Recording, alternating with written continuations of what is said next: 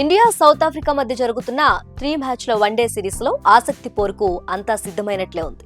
ఆఖరి పోరులో సఫారీలతో ఆమితుమి తేల్చుకునేందుకు రెడీ అయింది టీమిండియా. ఇప్పటి వరకు జరిగిన 2 మ్యాచ్లు ఎంతో ఉత్కంఠభరితంగా సాగాయి. దీంతో థర్డ్ మ్యాచ్ పై అంతకు మించి ఎక్స్పెక్టేషన్స్ పెరిగిపోయాయి. ఫస్ట్ మ్యాచ్ లో టీమిండియా విక్టరీతో సిరీస్ స్టార్ట్ అయితే రెండో మ్యాచ్ లో సౌత్ ఆఫ్రికా గట్టి కంబ్యాక్ ఇచ్చి సిరీస్ ను 1-1 తో సమం చేసింది. ఇప్పుడు మూడో వన్డే సిరీస్ డిసైడర్ గా నిలిచింది. ఈ ఉత్కంఠ పోరులో ఇప్పుడు ఎవరు గెలుస్తారు అనేది ఇంట్రెస్టింగ్ గా మారింది.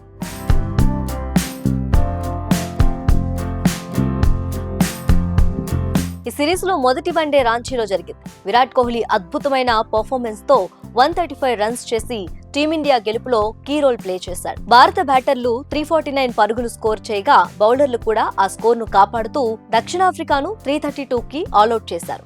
17 రన్స్ తేడాతో భారత్ 1-0 లీడ్ లో నిలిచింది. రాయ్పూర్ లో జరిగిన రెండో వన్డేలో కూడా భారత్ మళ్లీ భారీ స్కోరే చేసింది. విరాట్ కోహ్లీ, రుతురాజ్ గైక్వాడ్ ఇద్దరూ చెరో సెంచరీ చేశారు. బ్యాటింగ్ ముగిసేసరికి 358 రన్స్ సౌత్ ఆఫ్రికా ముందు పెద్ద టార్గెట్ నిలిపారు. ఇక ఫ్యాన్స్ కూడా సిరీస్ మనదే అంటూ సెలబ్రేషన్ మోడ్ లోకి వెళ్లిపోయారు. కానీ సౌత్ ఆఫ్రికా బ్యాటర్లు గట్టిగానే రివెంజ్ తీసుకున్నారు.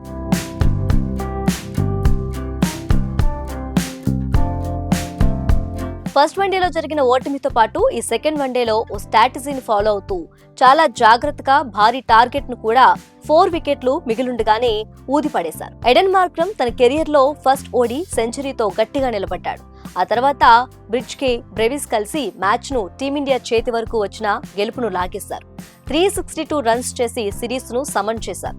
ఇప్పుడు అందరి చూపు థర్డ్ వన్డే జరిగే విశాఖపట్నం పైనే. ఎస్సీఏ వీడీసీఏ స్టేడియంలో జరిగే ఈ థర్డ్ ఓడిఐ సిరీస్ డిసైడర్ గా మారింది.